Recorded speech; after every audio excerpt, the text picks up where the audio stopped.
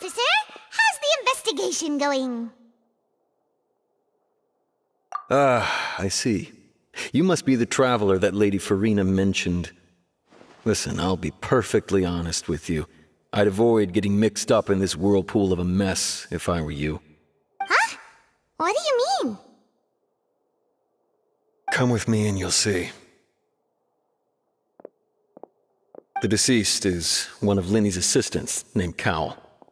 Even though he hadn't joined the troupe long, he was hardworking and everyone generally liked him. The assistants are usually in charge of setting up and inspecting the props, as well as assisting with the show and keeping the crowd engaged. As you probably saw when you were in the audience, the water tank suddenly fell and smashed the box with Cowl inside it. This is the real mystery. We've already searched the scene and were unable to find any traces of the girl. However, if you look carefully, the box was positioned directly under the water tank. The ropes holding the tank were then burned by the pyrotechnics on stage, causing them to snap. All these factors lining up so perfectly makes it hard to see this as a mere accident. If anything, the more logical explanation is that the whole incident was intentionally planned, and Linny is the most likely person to have access to all these areas. But he doesn't have a motive! Are you both good friends of his? Well, you can't say we're good friends, but we've known each other for a little while. So in just a short time, he was not only able to win your trust, but even convince you to act as his attorneys. I know there's no such thing as magic. The real trick of a magician is holding the audience in the palm of their hand. I've seen a lot of cases, and I can tell you that people are the least reliable kind of evidence. Sorry, I tend to be pretty straightforward. Just know that I'm warning you for your own good.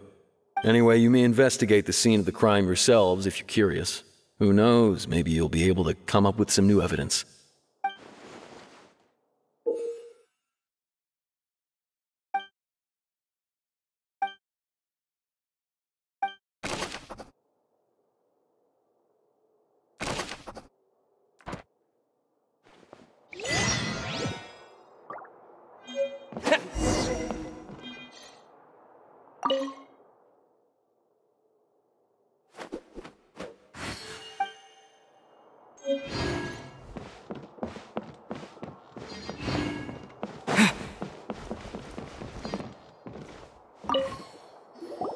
So this is the rope that broke and caused the water tank to fall. The rope looks pretty durable. How can it be burned through so quickly by fireworks?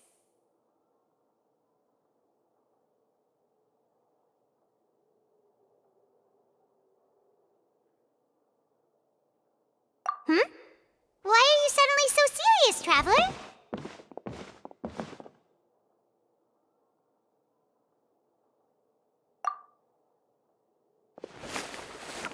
Whoa! Look! This bit is made from different material!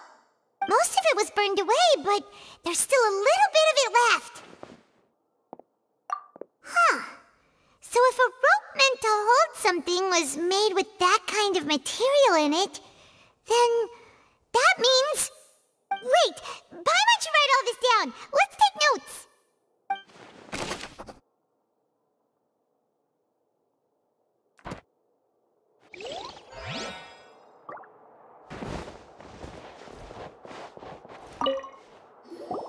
I see that you're investigating the area. Well, it just so happens that I'm interested too. If you find any new and interesting leads, be sure to share them with me, all right? We don't have too many thoughts yet.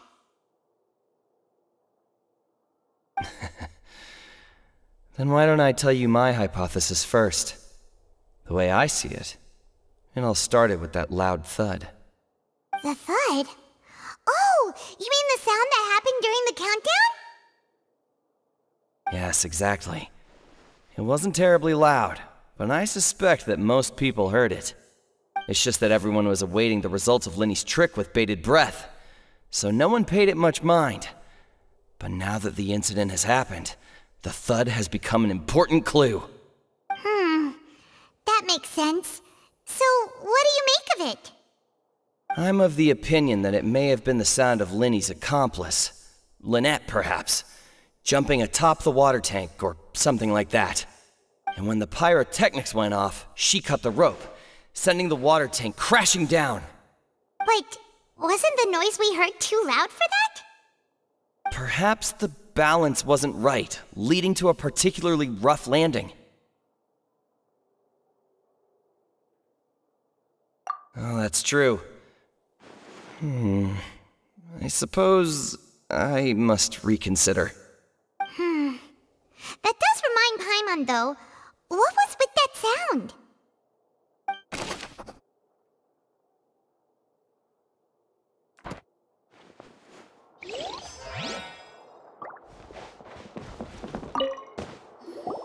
Hello there. What are you investigating? Oh, this location has also been cordoned off because the Magic Troop members are currently considered prime suspects. The investigation team is still collecting evidence. The seats were all booked in advance, so we were able to deduce the missing woman's identity by checking the guest list. Sure, it's not like this is confidential information. We will publish it later anyway when we petition the public to help us find the missing person. Her name is Halsey. She's a painter from Fontaine who's made a bit of a name for herself. Apparently, she wasn't a regular at the Opera House, but she'd been feeling some pressure with her work lately, which made her decide to come see the magic show. The Magic Troop members all claim not to know her, and we have looked into her social connections. It seems that she has no personal grievances or conflicts of interest with the suspects. Simply put, she wasn't related to the Magic Troop at all, which matches the features of the previous serial disappearances. Were the victims of previous cases also chosen at random? That's how it seems to us, in any case. Apart from the fact that they were all young women of around the same age range, there really weren't any other connections between them. Okay then. No need to be so formal. If you do happen to see the missing girl, please be sure to contact us. It is of utmost importance that we get to the bottom of these disappearances.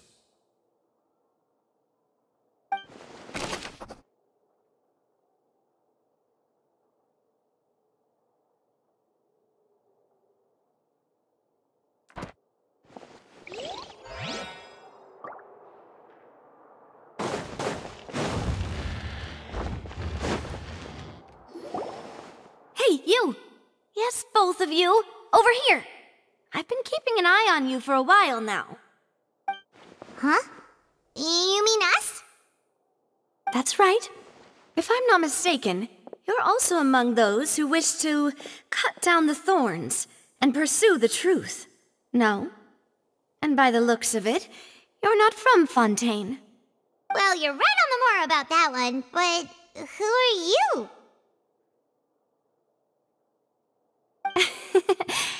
Have you never heard of the Spina di Rosula?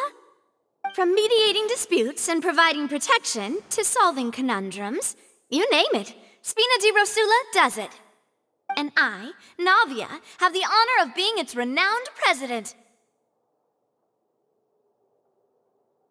Though those who play by our rules call me boss. I'm Silver, her attendant. Pleased to meet you.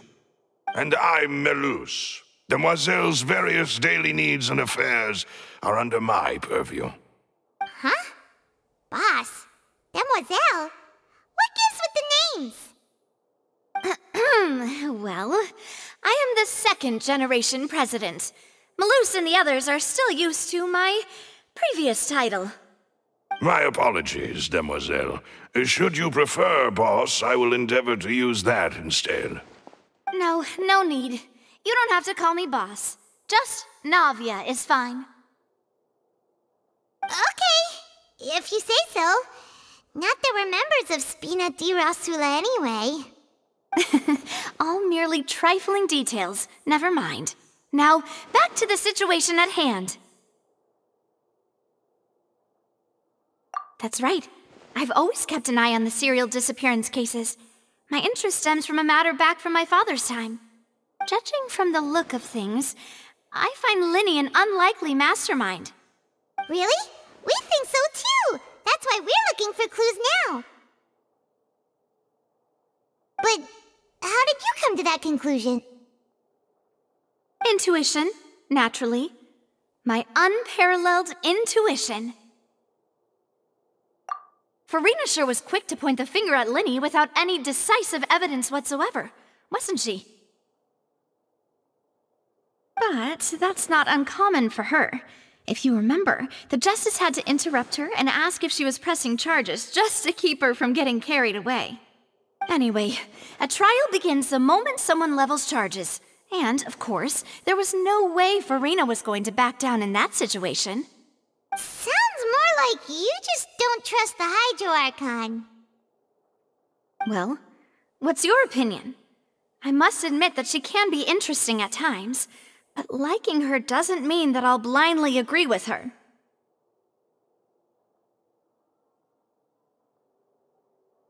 All right, I've answered your question. Now, it's time you answer mine. Wait a minute, did that answer count?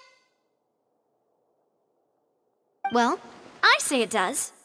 But don't worry, you won't hear any pointless questions from me.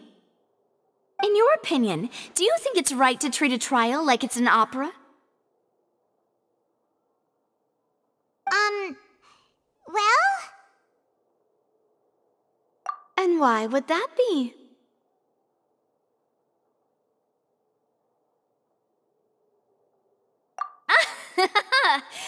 See, Silver and Maloose? I told you they'd be different. Most astute of you, demoiselle. I too think that the Traveler's response was most excellent. No matter how wonderful the script or how fervent the audience's expectations may be, the trials that go on stage here must be based in fact. And if that can be done, boss, then... All right, that's quite enough, Maloose. Anyway, I like your answer. You passed with flying colors.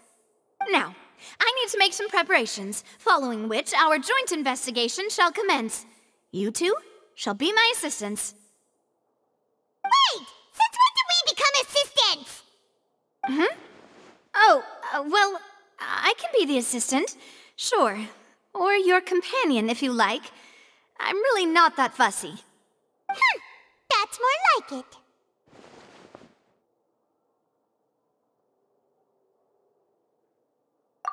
Far be it from me to brag, but I believe that Demoiselle's intuition will be instrumental in uncovering the truth.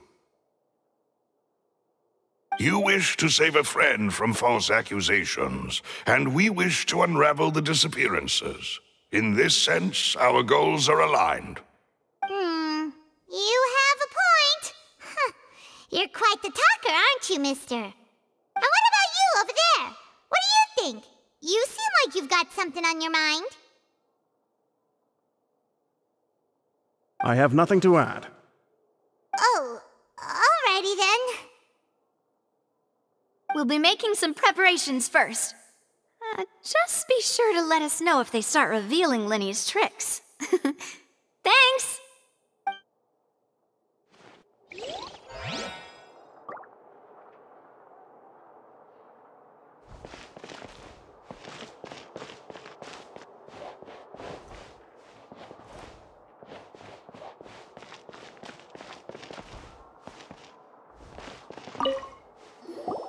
Sorry, but no one can freely enter or exit the Opera House at the moment. If you wish to leave, you must register your identity with us first. No, we're not leaving. We're representing Linny and Lynette as attorneys, so we're investigating the case. Were you always guarding this entrance? Yes, after the Chief Justice gave the order, everyone coming in or out must undergo a strict inspection. So, the missing girl couldn't have left from here. At least, not from that point on. I doubt there was much opportunity then, either. How can you be so sure, Well, because I was in charge of security near the entrance at that time. I couldn't see Linny's performance from here, which was quite a shame. Just my luck. But still, I did not abandon my post, and I stayed put no matter how loud the applause was.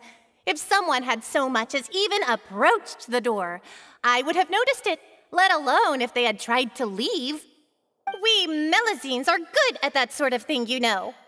So, it's safe to say the girl couldn't have left through here. Alright, thank you for your help. This'll be useful info.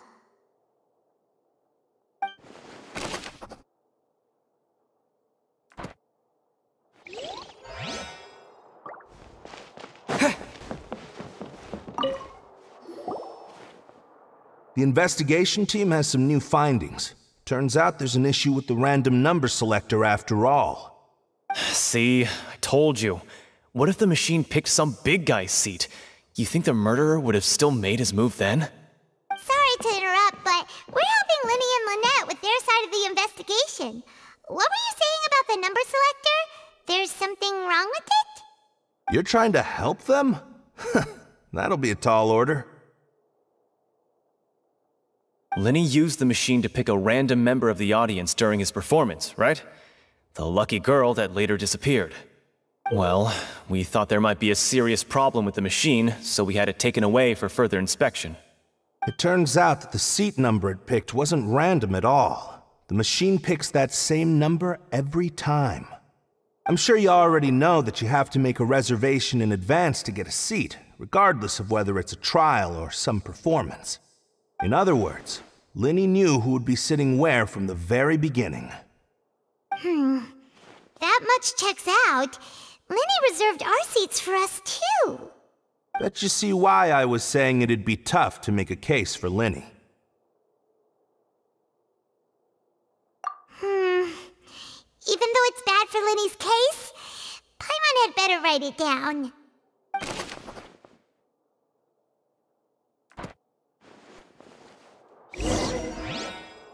We've checked everything of note here at the performance venue. Paimon wonders how Linny's discussion with the guards is going. Let's go see, shall we? Ooh, things